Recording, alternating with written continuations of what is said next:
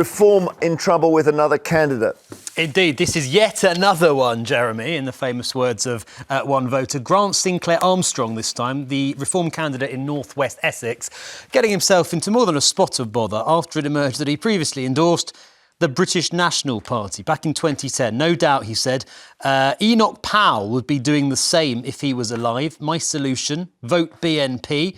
He's since gone back on that. He says he's got no excuses. He thinks they're a disgusting party, but he has no choice but to resign. It's just a week or so after another one of their candidates had to apologise for saying it would have been better if the UK had stayed neutral in the fight against Adolf Hitler. So not a great week for reform, but this is a party led by someone who once described his political hero, Nigel Farage described his political hero as Enoch Powell. So perhaps there's a precedent being set. Well, they've been jumped by the general election date, haven't they? So definitely, they've got a lot of flotsam and jetsam.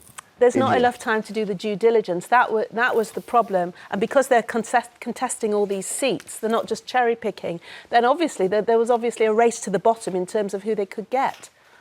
But is it though called offence archaeology, where you go, this is the phrase for you dig out stuff that goes back years. To give you an example, our friend Ian Dale was selected as the candidate for Tunbridge Wells.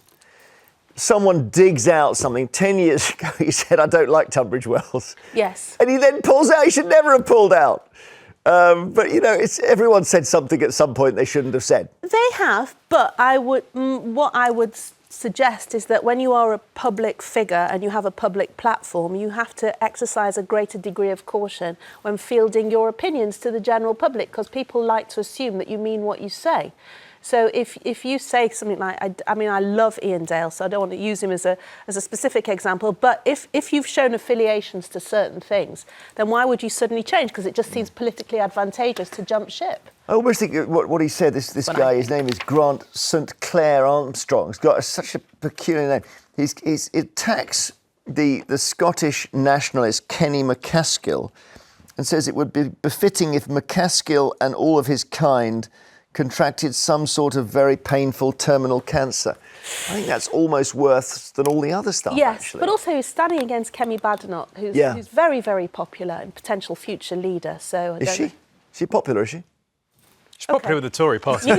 News just in. She's potentially quite popular.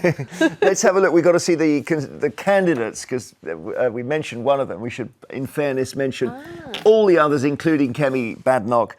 So that is the seat of North West Essex. Is there no Monster Raving Loony anymore? Just trying to have a look here. So we've got 1, 2, 3 independent candidates, a Green.